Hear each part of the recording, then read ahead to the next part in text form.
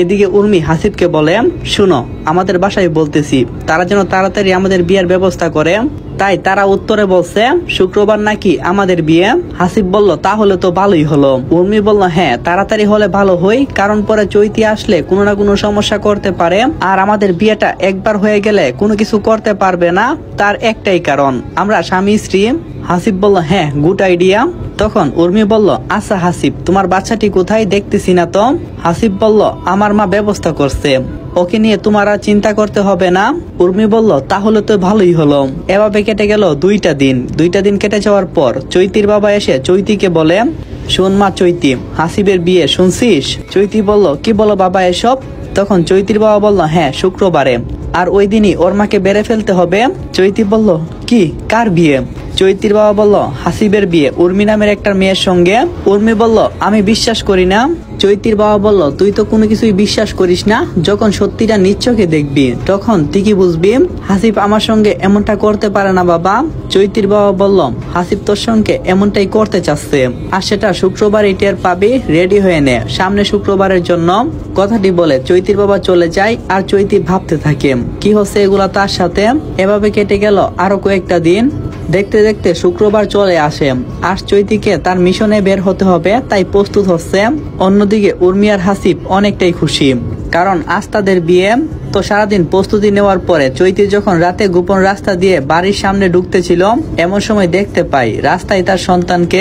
আপনারা হয়তো বুঝতে পারছেন না, তাহলে শুনেন। চৈতি সেই গোপন রাস্তা দিয়ে ঢুকা মারতেই দেখতে পাই একটা ছোট বাচ্চার লাশ পড়ে আছে। বাচ্চাটির সামনে গেলে চৈতি দেখতে পাই এটা অন্য কারো বাচ্চা না, এটা তার নিজ সন্তান। নিজের সন্তানকে এমন অবস্থা দেখা মারতেই কুলে নিয়ে নিল।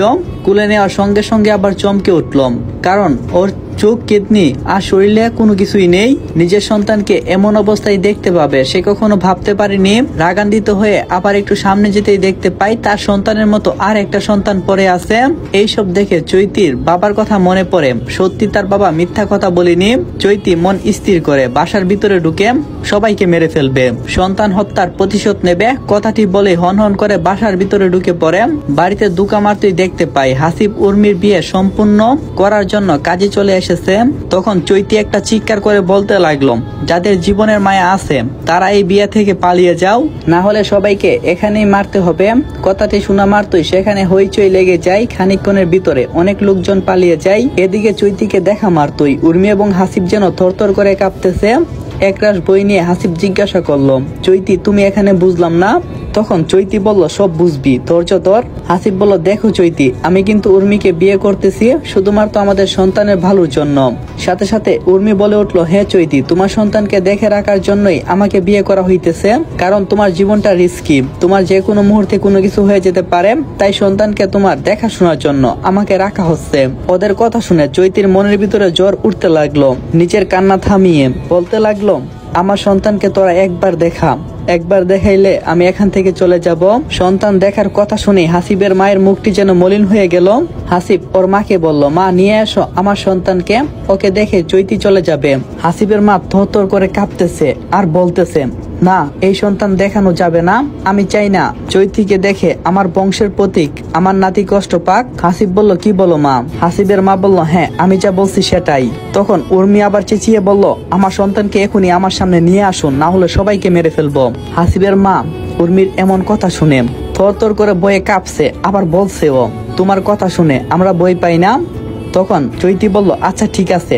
কথাটি বলে চৈতি হাসিবের মায়ের পায়ে একটা গুলি করে, যেটা এফুর উফুর হয়ে চলে, যেটা দেখে সবাই বয়ে থমকে উঠে। নিজের মাকে এমন অবস্থা দেখা মারতে হাসিব চৈতিকে আঘাত করতে আসবে, তখন চৈতি বলে উঠে, একবার সামনে আগালে তোর মাকে চিরকালের জন্য দুনিয়া থেকে বিদায় করে দেব। এখনো সময় আছে, আমার সন্তানকে নিয়ে আসো, আর নিয়ে আসলেই আমি চলে যাব। চৈতির মুখে এমন কথাটি শুনে সবাই বলতে থাকে, প্লিজ আপনারা ওনার বাচ্চাকে নিয়ে আসুন, না হলে সবাইকে শেষ করবে। উর্মি বলল, প্লিজ আন্টি, বাচ্চাকে নিয়ে আসুন। তখন হাসিবের মা বলতে লাগলো, বলছি না আমার নাতিকে ওর হাতে তুলে দেব না। হাসিব বলল, আশ্চর্য মা, যেখানে আমরা সবাই মারা যাচ্ছি সেখানে তুমি এমন কথা বলছো। তখন চৈতি বলল, কেন বলছে শুনবে? হাসিব বলল, হ্যাঁ বলো। আর আগে একটা কথা বলি শুনো, আমি যে 20 জনকে হত্যা করছি তার মধ্যে তোর বাবাও ছিল। আর আমি কেন করছি সেটা জানিস? তোর বাবা ছিল একটা খারাপ লোক, মানুষের টাকা মেরে খাওয়ার দান্দা ছিল, এজন্য খুব খারাপ ভাবে মেরেছিলাম। ঠিক সেইভাবে আজ তোর মাকেও মেরে ফেলবো। সবাই শুনবি তার কারণ। হাসিব বলল, কি তুমি আমার বাবার খুনি? চৈতি বলল, হ্যাঁ। হাসিব বলল, তুমি এতটা খারাপ মানুষ সত্যি ভাবতে পারছি না চৈতি।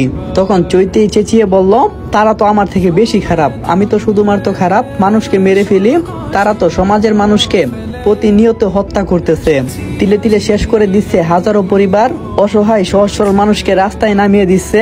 এখন বল কারা খারাপ, আমি নাকি তোরা? তোর বাবা এত টাকা পয়সা, তোদের বিলাসিতা, এইসবের কারণ কি জানিস? হাসিব বলল, এত কিছু জানতে চাই না, আমি শুধু এইটাই জানতে চাই, আমার বাবাকে মারার পর কেন আমার মাকে তুমি খুন করতে চাও? তখন চৈতি একটা নিঃশ্বাস ছেড়ে বলল, কারণ তিনি একজন খুনি, যে কিনা সমাজের মানুষের সামনে অভিনয় করে ভালো মানুষ সাজার। হাসিব বলল, একদম বাজে কথা বলবে না আমার মাকে নিয়ে, আমার মা তো অনেক ভালো মানুষ, আর আমার মায়ের মতো কেউ হয় না, বুঝছো? হাসিবের কথায় চৈতি হাসছে, হাসতে হাসতে বলতে লাগলো, তোর মা কতটা ভালো মানুষ সেটা তোর মাকে জিজ্ঞাসা করে দেখ। তখন হাসিব তার মাকে জিজ্ঞাসা করলো, মা চৈতি এসব কি বলছে? আরে তোর মা কি বলবে? চৈতির কথাই হাসিব চৈতির দিকে তাকাই, চৈতি বলতে থাকে, শোন, তোর মা একজন কিডন্যাপার, ছোট ছোট বাচ্চাদের কিডনি সেল করে, রক্ত সেল করে অপারেশন মাধ্যমে অন্য দেশে বিক্রি করে। এ শুনে হাসিব হাসতে লাগলো আর বলল, তুমি বলবে আমি বিশ্বাস করব? তখন চৈতি বলল, জানিস সেই দিন আমাকে কারা কিডন্যাপ করে নিয়েছিল হাসপাতালের সামনে থেকে? হাসিব বলল, কারা করেছিল? আসলে তারা চাইছিল তোর মাকে কিডন্যাপ করে নিয়ে যাওয়ার জন্য, তোর মাকে মেরে ফেলতে চাই। আরে আমি কি দোষ করছিলাম? আমি তো চাইছিলাম আমার সন্তানের পিতৃ পরিচয়, কিন্তু তোরা আমার সন্তানকে বাঁচতে দিলি না, শেষ করে দিলি। তোদের মনে কি একটু দয়া মায়া নেই? একটা ফুটফুটে বাচ্চাকে শেষ করতে একবারও ভাবলি না? হঠাৎ এমন কথাটি শোনা মাত্রই সেখানে সবাই থমকে গেল। এসব কি বলছে চৈতি? হাসিব বলল, কি বলছো চৈতি তুমি এসব, আর কেন বলতেছো? চৈতি বলল, তোরা আমাকে ঘরের বউ হিসেবে মেনে নিবি না সেইটা মানলাম, কারণ আমি একজন খারাপ মেয়ে, কিন্তু আমার নিষ্পাপ বাচ্চাকে কেন হত্যা করলে? তার কি দোষ ছিল? সে তো নিষ্পাপ। হাসিব বলল, আমার সন্তানকে কে মেরে ফেলছে? তখন চৈতি বলল, হ্যাঁ তোর মা আমার সন্তানকে এই দুনিয়া থেকে বিদায় করে দিছে, ওর হরিণের মতো দুইটা চোখ তুলে ফেলছে, কিডনি নিয়ে নিছে। চৈতির মুখে এমন বেদনাদায়ক কথা শুনে সবার চোখ দিয়ে পানি চলে আসলো। হাসিব তার মাকে জিজ্ঞাসা করলো, মা তুমি কি সত্যি আমার সন্তানের সাথে এমনটা করছো, না চৈতি মিথ্যা কথা বলতেছে? হাসিবের কথা শোনার পরে নিশ্চুপ হয়ে যায় তার মা, কোনো উত্তর দিচ্ছে না। হাসিব আবারও জিজ্ঞাসা করলো, মা তুমি নিশ্চুপ হয়ে আছো কেন? তার মানে সত্যি তুমি আমার সন্তানকে হত্যা করছো? তখন হাসিবের মায়ের কথা শুনে সবাই অবাক হলো, আর হাসিবের পায়ের তলা থেকে যেন মাটিটা সরে গেল। হাসিবের মায়ের কথাটা ছিল এরকম, হ্যাঁ আমি তো সন্তানকে হত্যা করছি, আর তার কারণ হচ্ছে এটা তোর সন্তান না, এই সন্তানের আসল বাবা হচ্ছে অন্য কেউ। তখন হাসিব বলতে লাগলো, না এটা আমার সন্তান। হাসিবের মা বলল, বলছি না এটা তোর সন্তান না, এত কথা বলিস কেন? হাসিব বলল, তাহলে ডাক্তার সেদিন যে রিপোর্ট দিয়েছিল সেটা কি ভুল ছিল? হাসিবের মা বলল, হ্যাঁ সেটা ভুল ছিল। হাসিব বলল, কিন্তু ডাক্তার কিভাবে ভুল রিপোর্ট দিতে পারে এটা শুনি। হাসিবের মা বলল, আমি ডাক্তারকে টাকা খাওয়াইছিলাম, সেই কারণে ভুল রিপোর্ট দিয়েছে। হাসিব বলল, কি? কিন্তু তুমি এমনটা করলে কেন? হাসিবের মা বলল, কারণ বাচ্চাদের কিডনি চোখ এগুলা আমি বিক্রি করি, অনেক বেশি দামে বিক্রি করি। হাসিব বলল, এর মানে চৈতি সব সত্য কথাই বলছে, সেদিন তুমি চৈতিকেও কিডন্যাপ করাইছিলে।